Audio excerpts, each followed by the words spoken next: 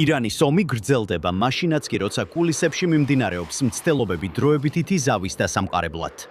შეერთებულმა შტატებმა ირანში მეათე ღამეა ზედიზედ განახორციელა დარტყმები, სამიზნედ იქნა აღებული სამხედრო სარდლობის ცენტრები, საჰაერო თავდაცვა, რაკეტების განთავსების ადგილები და სხვა შესაძლებლობები, რომლებიც გამოიყენება ჰორმუზის სრუტეში კომერციული გემების დასარტყმელად. ვაშინგტონი აცხადებს, რომ კამპანია გაგრძელდება მანამ სანამ ირანი ამერიკულ ძალებსა და საერთაშორისო გემთმიმოსვლას ემუქრება. ირანის საპასუხო თავდასხმები რეგიონში კვლავ გრძელდება, ხოლო ქუვეითი, ბარეინი და იორდანია თეირანის შეტევის მთავარ სამიზნედ იქცნენ ესკალაციის ამ ბოლო ტალღის დროს. თეირანი ამტკიცებს, რომ ამ ქვეყნებში აშშ-ის ბაზებს ესხმის თავს, თუმცა მიყენებული ზიანის სრული მასშტაბი ჯერ კიდევ გაურკვეველია. ბოლო ურთიერთსაპასუხო მოქმედებები მოჰყვა ამერიკელი ჯარისკაცების დაღუპვას იორდანიასა და ერაყში.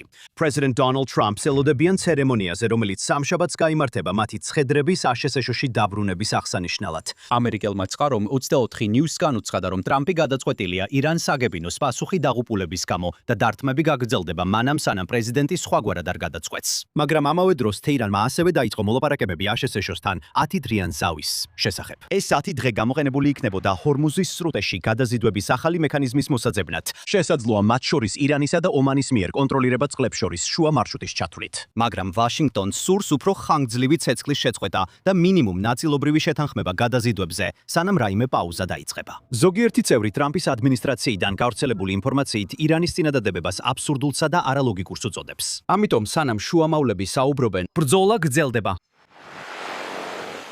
და იმეთი ინფორმაცია ბოლო ესკალაციებზე ჯეისონ კემპელისგან, რომელიც ახლო აღმოსავლეთის ინსტიტუტის უფროსი მკვლევარია. მე ვფიქრობ, რომ ირანზე ამ დარტყმების დასჯითი ხასიათი, თუ ისინი აპირებდნენ რეჟიმის მოლაპარაკებების მაგიდასთან მიყვანას უკეთესი პირობებით, I think this უკვე მოხდებოდა. იცი შეერთებულმა შტატებმა ამ ომის პირველ კვირებში 40 დღეზე მეტი იცი თითქმის ყოველდღე ბომბავდნენ უფრო მეტად ვიდრე წინადრეს. და საბოლოოდ ეს ვერ გახდა ხელშესახების სარგებლის მომტანი აშშ-ის სტრატეგიული მიზნებისთვის. ფიქრობ, ამ ეტაპზე აშშ-მ დახარჯა თავისი საბრძოლო მასალის მნიშვნელოვანი ნაწილი. ასევე დახარჯა საჰაერო თავდაცვის შესაძლებლობების დიდი ნაწილი, როგორც მისმა ბევრმა რეგიონულმა მოკავშირემ და პარტნიორმაც. და ამ ეტაპზე მე არ ვფიქრობ, რომ ირანის რეჟიმს სჯერა, რომ ამ დარტყმების გაგრძელება შესაძლებელი იქნება. და მე ამას ვერ ხედავ იმის გათვალისწინებით, რაც აქამდე გადაიტანეს. მე არ ვფიქრობ, რომ ისინი უახლოეს მომავალში თავიანთ დამოკიდებულებას შეცვლიან. სამიზნეების არჩევაში გარკვეული ცვლილებების საფუძველზე, განსაკუთრებით იმის შემდეგ, რაც მათ აჩვენეს მზადყოფნა და შესაძლებლობა, რომ რეგიონში მსგავს ობიექტებზე საპასუხო დარტყმები განეხორციელებინათ. ეს არის ესკალაციის ჭაობი, რომელშიც ძალიან სწრაფად შეიძლება აღმოჩნდნენ როგორც შეერთებული შტატები, ისე ირანი.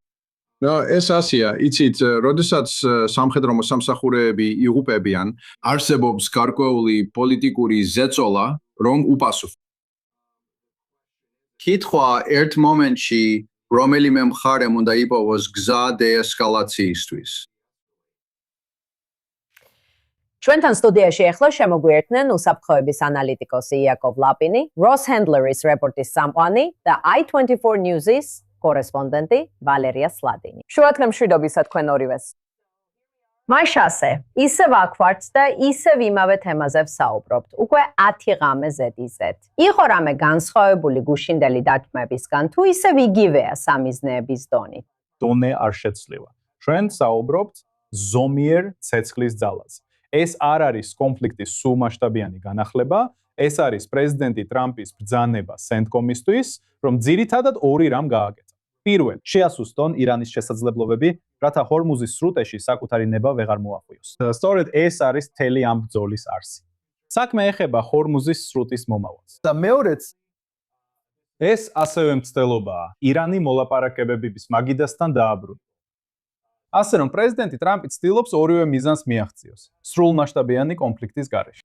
და სამიზნეების შერჩევაც სწორედ ამ მიზნის გამოძახილია. ასე რომ ჩვენ ხედავთ, ხო იცით, უამრავ რაკეტების ბაზას, დრონების ბაზას, რადარის სადგურებს, სადაზვერვო სადგურებს. რამდენიმე დარტყმა უფრო ჩრდილოეთითაც მოხდა ირანში, ვიდრე ჩვენ ადრე გვინახავს. მაგრამ მე ამას გარდამტეხმოლენას არ დავარქმევდი. უფრო გაფრთხილების გასროლებს უწოდებთ. ირანის ჩრდილოეთ ნაწილში მდებარე რაკეტების ბაზებიც დაარტყეს, მაგრამ ეს არც ერთი არ არის განსაკუთრებულად მნიშვნელოვანი. ეს ჯერ კიდევ დაბალი დონის კონფლიქტია, რომელიც მიზნად ისახავს ირანელები მოლაპარაკებების მაგიდასთან დააბრუნოს. უნდა ვიკითხოთ, რამდენად ლოგიკურია ეს მიზანი, თუ გავითვალისწინებ ყველაფერს, რაც ირანის რეჟიმისგან აქამდე გვინახავს. მართალია. ეხლა კი ვისმენთ, რომ იცით შინაგან საქმეთა მინისტრი ამბობს, კარგი შეიძლება დიპლომატიური იყოს. უბრალოდ ესე ჩანს, თითქოს ყველაფერი ქარსა მინდობილი. ერთი ისინი ხვდებიან აშესეშო ერთს ამბობს, ირანი მეორეს და შემდეგ სცენარს ცვლიან, როგორც ახლა ხან ნახეთ. აბა რა ხდება სინამდვილეში? საბოლოოდ ორივე მხარე არ გამორიცხავს დიპლომატიურ გზას აქ. და მე გთავაზობთ, რომ ჩვენც ასე უყუროთ ამას, რადგან ეს არ ნიშნავს მოლაპარაკებების შეწყვეტას და ომის დაწყებას. უბრალოდ ეს ნიშნავს მოლაპარაკებების მეთოდის შეცვლას. ანუ ირანელები და ამერიკელები ეხლა ცეცხლით აწარმოებენ მოლაპარაკებებს. ამერიკელები ცდილობენ ინტენსიური კამპანიით, საჰაერო კამპანიით იმისთვის, რომ ირანელებმა მეტი დათმობა გააკეთონ ჰორმუზის სრუტის საკითხში.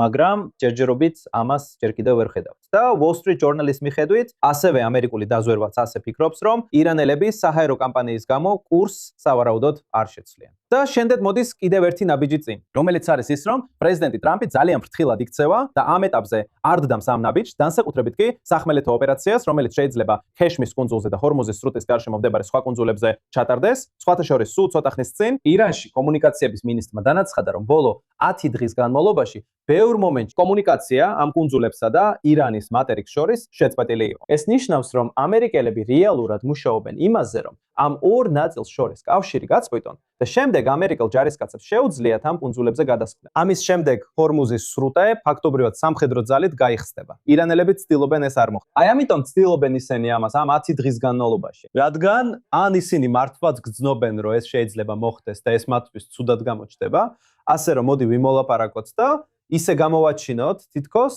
დიპლომატიურ გადაწყვეტამდე მივედით. ან უბრალოდ სურთ კიდევ 10 დღე მოიგონ, დრო მოიგონ და ადგილზე ტაქტიკა შეცვალონ. კარგი, ასევე ისრაელის დაზვერვა მიუთითებს, რომ ირანი თავის ბირთვულ შესაძლებლობებს და სხვა რაღაცებს მიწისქვეშ გადააქვს, მაგალითად პიკაქსის მთაში. რა დამატებითი ინფორმაცია გვაქვს ამ ცნობებთან დაკავშირებით? არაფერია ცნობილი იმაზე მეტი, რაც უკვე გავრცელდა.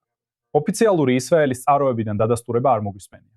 ეს არის Wall Street Journal-ის ანგარიში. მაგრამ ნახეთ, პიკაქს მთასა და იმ გვირაბზე, რომელიც იქ ირანელებმა ააშენეს, ძალიან ღრმა გრანიტის მთის ქვეშ არსებული მიწისქვეშა ნაგებობა.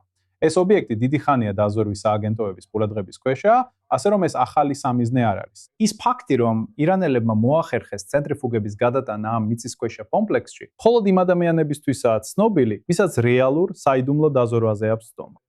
სატელიტური დაზვერვა შეძლებს ამის დადასტურებას ან უარყოფას. მაგრამ რაც ნამდვილად ვიცით არის ის, რომ ეს ობიექტი ირანის რევოლუციური გვარდიისა და ირანის რეჟიმის მიერ განიხილება როგორც სარეზერვო ბირთვული ობიექტი. და ყველა ის სხვადასხვა სტრუქტურა, რომელიც ბირთვულ პროგრამას მართავს, რადგან სამი მთავარი ობიექტი, ფორდო, ნატანზი